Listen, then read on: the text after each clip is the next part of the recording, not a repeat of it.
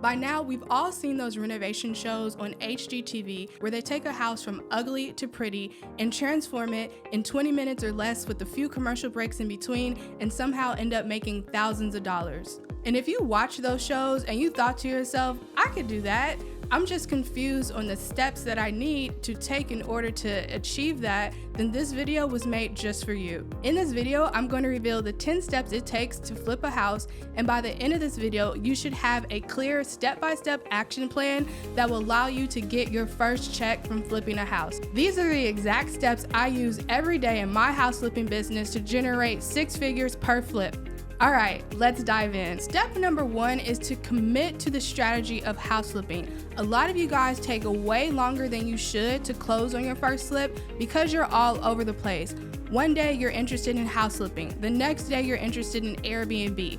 After that, you're interested in wholesaling. Then you're interested in investing in tax liens. The sooner you commit to just one strategy and decide that house flipping is the strategy for you, the sooner and less time it will take for you to actually close on your first deal. Step 2 is to evaluate your resources. And by resources, I mean your time and your money. You need to ask yourself, how much time do I have to dedicate to this business? How much money do I have to invest? If you're someone who has more time than money, you need to ask yourself, am I willing to invest in myself to gain the knowledge that I need to seem credible in front of somebody who has money, who will trust me enough to lend me their money so that I could partner up and we could do deals together? Step 3 is to define your target market. You need to decide, are you going to do deals in your own backyard or are you going to do deals in another city? If you decide to do deals in another city, it's super important to have boots on the ground, meaning someone that you could trust and who could be a second pair of ears and eyes that could help you get your project to the finish line. Once you have identified what city you want to do deals in and you've identified your target market and target neighborhood, an important question to ask yourself is, what type of rehabs am I willing to commit to? Do I only want to do something that requires a simple cosmetic refresh like a new paint job and a new flooring? Or am I willing to take on something a tad bit more complicated like a full gut job or something that may require additional square footage?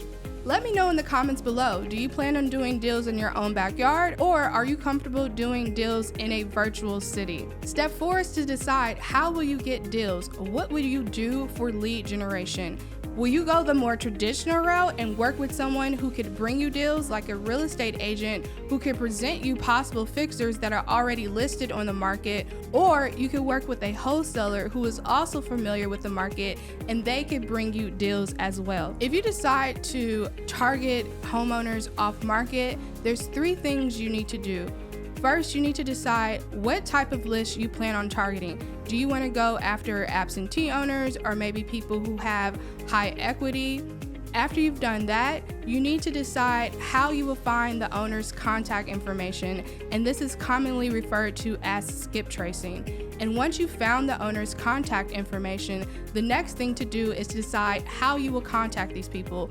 Will you cold call them? Will you send them a text message? Or maybe you might decide to send them a direct mail piece. Step 5 is to actually walk through a house. Now, I know we've probably all walked through hundreds of houses, but ask yourself, do you really have a good idea for identifying repairs? Chances are the answer to that question is no. So you really need to become good at identifying repairs. Does the house need new paint? Does the house need new flooring? Does it need new windows, a new roof, new electrical, new plumbing? These are things you're going to have to identify as you're walking through a house. And it's super important to identify all the repairs that are necessary because this is going to be the foundation for formulating your renovation budget and is going to be the foundation for developing a scope of work with a general contractor. An easy way to identify what repairs are necessary is to look at the comparable sales to your subject property. Do those comparables have new paint? Do those comparables have new flooring? If so, you're definitely going to want to complete those repairs in order to achieve that ARV that you are reaching for. Step 6 is to evaluate the deal by running the numbers. And one of the first numbers you're going to want to find is what we call the ARV, which stands for the after repair value. This is the price you feel the house will sell for once it's fixed up. And it's super important to identify what the ARV is because you want to have enough room between your purchase price and the ARV to make sure you stay profitable. And when you're looking at comparable sales to determine what the ARV is, it's important to try to find houses that sold within the last 3 to 6 months. That way, those will be truly comparable to your subject property. Just knowing the purchase price and the after repair value is not enough. You need to know all the numbers involved so that you don't miscalculate things and end up making less profit than you thought you would. Some of those other numbers include the renovation budget, the cost of your financing, property taxes, property insurance, and utilities. So make sure you factor those numbers into your calculations when you're trying to decide if it's a deal or not. And ultimately, after you run those numbers, you will come up with what will be your profit. And it's up to you to decide, is that profit enough to make it worth doing this deal? I cannot answer that for you. That's something you have to ask yourself. And please do not fall into the trap of fudging the numbers. Do not overestimate the ARV. Do not underestimate the rehab budget simply because you are anxious to get a deal and you want to make this deal work. That is the biggest mistake I see new house flippers make, and that's how you can easily fall into a money pit. Do not do this. Step 7 is to find the money. Now, I don't care how many people say, oh, you could get started in real estate and house flipping with no money. You need money to do deals. Nobody is going to sell you a house for free. No contractor is going to work for free. So you need money. Now, does it have to be your money? Absolutely not. I use other people's money all the time.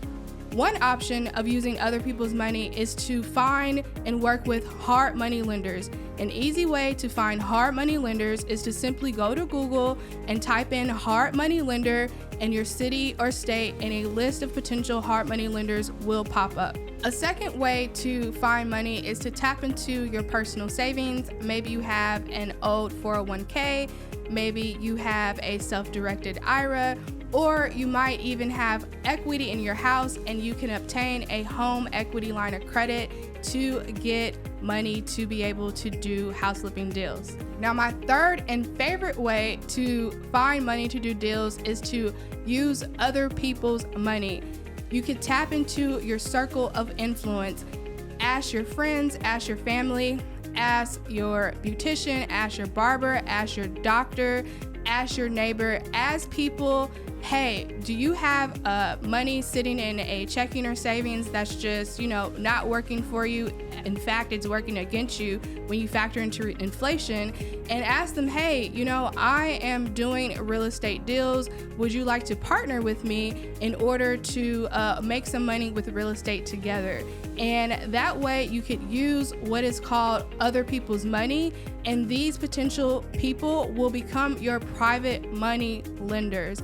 And having private money lenders is super important in order to grow your real estate business. And it's so important that I recorded a YouTube video on how to find private money lenders, what to say to these people, and the paperwork that's involved.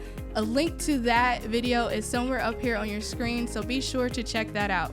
Step 8 is to plan for the renovation. You should start planning for your renovation while you are in escrow. Do not wait until you actually close on the house to start planning. Take advantage of those 30 to 45 days during the escrow process and use that time to find and vet contractors. Use that time to identify what repairs are needed, and also use that time to develop a detailed scope of work. Step 9 is to find and manage contractors. You can find contractors by going to your local big box store like Lowe's or Home Depot and just hanging around the pro desk and finding contractors that way. You could also just drive around the neighborhood maybe one Saturday morning, and as you're seeing people working on houses and doing work, you could find contractors that way. And another way to find contractors is to ask for referrals from other investors, other house flippers that you have a relationship with. Secondly, you need to manage the project and understand you have a role. Yes, you have a role. It is your job to manage the general contractor, and it is the general contractor's job to manage the project. You cannot just give the GC the keys and tell them, hey, make it look pretty and call me when it's done. That's not how it's worked. It is your job to manage the general contractor so that the project stays on time and you have a successful project. The last and final step is to get the house ready to be put up for sale on the market. You're going to want to do things like walk through the house with your contractor to make sure all those final details are taken care of. Next, you're going to want to have the property professionally cleaned so that there's no dust everywhere. Then after that, you're probably going to have the property staged, either full staging so that there's furniture in every room, or at the very least do some light staging so that it brings some warmth to the house. After you've done that, you want to get professional photos done. You spent thousands of dollars making this house look pretty. Do not cheap out and take pictures on your iPhone. I know y'all think the iPhone has awesome photos. This is not the time to save money. Do yourself a favor and take professional photos, because those photos in the MLS are going to be the buyer's first impression. And you know what they say, you only get one opportunity to make a good first impression. After you have your photos taken, you're going to want to talk to your real estate agent, preferably someone who is familiar with the market that your house is in, and have a conversation with them about the potential timeline and the listing price. And then after that, the property goes up for sale, and you're going to want to find an awesome buyer that is going to be a deserving family inside of your newly renovated flip project. By now, you should have a clear step-by-step action plan on what it takes to actually flip a house. Now, it's super important to know that the national average, the national profit that you get on your average house flipping deal is about $67,000. Now, that is a lot of money. That's more than most people make annually in their jobs, right? But it's important for you to understand that, yes, that's a lot of money. House flipping is good chunk money, meaning house flipping is good to just get that big infusion of capital into your bank account. However, you have to be smart, you have to be disciplined, and take that money and reinvest it in the business. Take that money and reinvest it into rentals or something that will give you that passive income, because house flipping, although it's nice money, it's a very active job. So you want to take those profits and reinvest them to find other deals, and also reinvest them into properties that you will eventually own, so that you could take advantage of all the benefits of owning property, like ownership, appreciation, and depreciation, and other tax write-offs. So I trust that this video was helpful for you. Be sure to check out the video on the right where I talk about how I did a deal in Los Angeles and made about $17,000. Yes, I found a deal in Los Angeles. So be sure to check that out, and I'll see you over there. Take care.